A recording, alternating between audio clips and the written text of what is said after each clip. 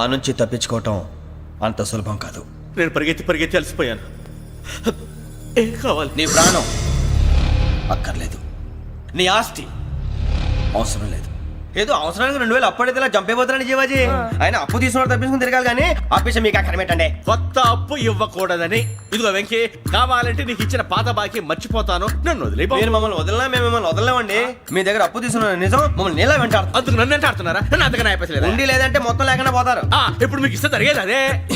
ఇస్తే ఇవ్వండి, లేకపోతే మానేయండి, అంతేగాని శుక్రవారం పూట అశుభ మాటలు మాత్రం ఆడకండి. శుక్రవారం లేదు, శనివారం లేదు, అసలు వడ్డీ వ్యాపారమే చేయడం లేదా? జీవాజీ డిస్కషన్స్ అనవసరం. ఇప్పటికి 18,000 ఇచ్చారు, ఇంకో 2,000 ఇస్తే 20,000 రౌండ్ ఫిగర్ అవుతుంది. 2 రోజులు తిరిగి ఇచ్చేస్తాం. వీళ్ళకి ఇప్పుడు దాకా ఇచ్చింది 14,000 కదా, 18,000 అంటాడేమిటి పెచ్చనాయాలు? పడ్డాడు కక్కుర్తాడు. సంగతి వరకు తెలిసి అసలేనయ్యా, ఇదే నేను మీకు ఇచ్చే ఆఖరి అప్పు. మీరు ఇచ్చిన ప్రతిసారి ఇలాగే అంటారు. ఇతనే వచ్చిందని తగలేయకుండా ఊరికే వచ్చింది ఏంటి? అబ్బాయి ఏం లేదండి. జాగ్రత్తగా ఉపయోగించి పైకి రావాలయ్యా. సరే, ఈ 2,000తో 20,000 సంపాదిస్తారు. అదే కూర్చొని ఆలోచిస్తాం. ఆ జీవగాడు ఎప్పటికైనా జీవితంలో పైకి రావాలంటాడు. రోజు ఇంత పైకి వస్తాం తెల్లడికి. రే, మనం దొరికిన వాళ్ళ దగ్గర అప్పు చేసి తాగెత్తనం. ఇలా ఎన్నాళ్ళు పిచ్చేవాళ్ళు ఉన్నన్నాళ్ళు తెలిసిన వాళ్ళందరూ అయిపోయారు, ఇంకెవరు మిగిలారా? అందుకే నేను ఎప్పుడూ అంటూ ఉంటాను సర్కిల్ బెంచ్ మని. ఒక రెండో పెంచుకుందామన్నా ఎవడు కోఆపరేట్ చేయట్లేదా? మనం చూస్తేనే జంప్ అక్కడ. అరే వడ్డీ ఎంతైనా పర్వాలేదు, అప్పు ఏంట్రా అంటే ఒకరి ముందు రాడే. ముందుకు వస్తే వాళ్ళు వెనక్కి వెళ్తారని భయం. భయం భయం భయం, ఎక్కడ చూసినా భయం. ఎన్నాళ్ళు భయం? మనల్ని చూస్తే మనకే పరమ అసహాయం చేస్తుంది. మనకే కాదు, ఊళ్ళో వాళ్ళందరికీ కూడా అదే ఫీలింగ్. అందరూ డిగ్రీ 3 సంవత్సరాలు చదివి పాస్ అయితే మనం 6 సంవత్సరాలు చదివి పాస్ అయ్యాం. మరి ఉద్యోగం ఎవడి? ఉద్యోగాలు ఇవ్వక, అప్పులు ఇవ్వక, తాగేది ఎలాగా, బతికేది ఎలాగా? అరే మనం మాత్రం మనుషులం కాదా? మనకి కోరికలు ఉండవా? ఇప్పుడు మనం ఆలోచించాల్సింది అది కాదు, రేపటికి ఎవరిని చంపాలి. కాలనీలో ఎవరు సార్?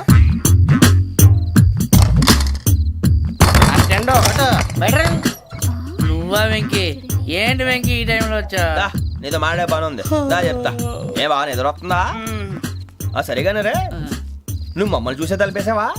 మామూలుగానే వేసాను. మామూలుగా వేసేవాడివి. మేము రావడానికి 1 నిమిషం ముందో, మేము వెళ్ళాక 1 నిమిషం తర్వాత వేయాలి కానీ బిలాల్ రాజా, నాకు నిద్ర వచ్చి పడుకుందామని తలుపేసుకున్నాను.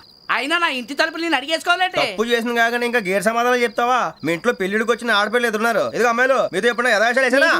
విన్నారా? అడుగు తలుపులు వేసావు. అనవసరంగా గొడవ ఎందుకు? ఇక్కడి నుంచి వెళ్ళండి. గొడవ? మీ ఇంటి మీద పడి ఎప్పుడైనా గొడవ చేశానా బిని గారు? లేదు బాబు. విన్నారా?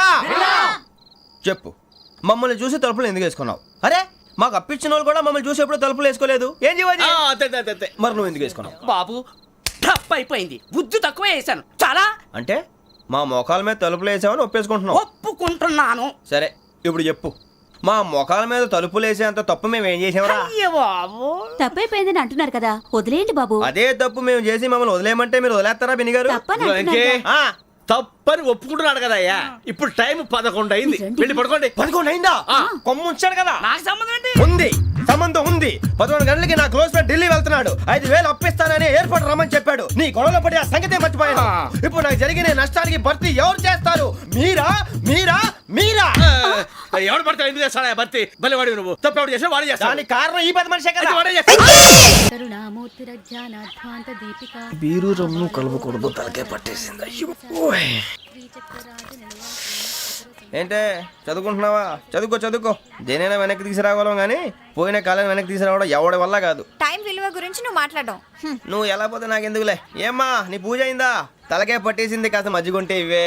మా నాయనే అందరూ పొద్దున్నే లేచి టీలు కాఫీలు అడుగుతుంటే నువ్వు మాత్రం మజ్జిగ అడుగుతున్నావురా. కాఫీలు టీలు తాగే స్టేజ్ వాడు ఎప్పుడో దాటిపోయాడు. రాత్రి తాగింది దిగాలంటే మజ్జిగే తాగాలి. నువ్వు తల దించుకోవడం ఎందుకురా? నీలాంటి యదవనగానందుకు నేనే దించుకోవాలి తల. రాత్రి సుబ్బారావు గారి ఇంటి మీద గొడవకి వెళ్ళేవంటగా. అలా చెప్పాడు మీకు? ఏ మళ్ళీ గొడవ కెడతావా? నీ దెబ్బకు భయపడి రాత్రి తలుపులు తీసి పడుకున్నారంట. తెల్లారగా టైంట్లో దొంగలు పడ్డారు. ఇంట్లో ఉందిలేండి, పట్టుకుపోవడానికి అక్కడ కూతురు తప్ప.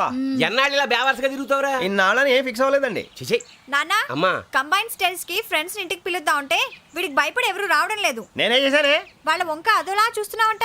గొప్ప ఫిగర్లని అదోలా చూస్తాను, ఏదో మోహాలు వేసుకొని. చదిగా ఆ గొంతు ఆ వాలకం చూడలేకపోతున్నాను రా బాబు. చిన్నప్పుడు వచ్చి నా అలాగే ఉన్నావు, తెగ ముడిచిపోయారు. ఇప్పుడు నచ్చట్లేదు నాన్నగారు మీకు? నేను యదవలతో డిస్కస్ చేయను. నేను చేస్తాను. మీరు చెప్పదలుచుకుంది ఏమిటో చెప్పండి. ఇంకా చెప్పేదే ఉంది. నువ్వు ఇలా గాలికి తిరుగుతుంటే నేను తిండి పెట్టలేను. నాన్నగారు ఇప్పుడు శుక్ర మహాదశి 4వ పాదంలో ఉంది. నేను ఇప్పుడు ఏం చేసినా కలిసి రాదు. శనిగారు సెంటర్ లో కాసేసి నన్నే చూస్తాడంట. వాడు అలా సైడ్ అయిపోయి నేను ఏదో అవుతాను కదా, మీరు కంగారు పడకండి. ఇవన్నీ ఆ జగదాంబ చౌదరి గారు చెప్పాడా? జేసీ గారిని గాడు గిడు అనకండి బాబు, మీకే మంచిది కాదు. అబ్బా ఊరుకోండి. ఎవరి నమ్మకాలు వాళ్ళవి ఎరా ఇంతకీ ఆ శనిగాడు సైడ్ కి ఎప్పుడు వెళ్తాడంట నేను పోయా నువ్వు సెంటర్ లోకి రావాలమ్మా. మరి ఆ గురువు సెంటర్ లోకి ఎప్పుడు వస్తాడంటావు అవన్నీ మనకి తెలుస్తాయి అంటే జేసీ గారు తెలుస్తాయి. నాన్నగారు ఒక 1000 రూపాయలు ఇవ్వండి, దక్షిణ నుంచి అన్ని అడిగేసి వస్తాను. ఎదిగిన కూతురు గుండెల మీద కుంపటైతే నీలాంటి బేవార్స్ కొడుకు క్లైమోర్ మైన్స్ లాంటి వాడు చీదరిదుడా. ఆ జేసీ గారు పోయాక వీడు నేను అమ్మ నువ్వే ఫీల్ ఓకే. ఆయన కావాలని అంటున్న మాటలు కాదు, ఆయన దేవుడు. కానీ ఆ శనిగాడు ఆడి కాన్సన్ట్రేషన్ అంతా నా మీదే పెట్టేశాడు. మరి ఇప్పుడు ఎలాగరా నాన్న ఆ పని మీద డబ్బులు అడుగుతుంటే ఆయన ఇసుక్కుంటున్నాడు. పోనీ నువ్వేనా ఇవే. నా దగ్గర కూడా లేవురా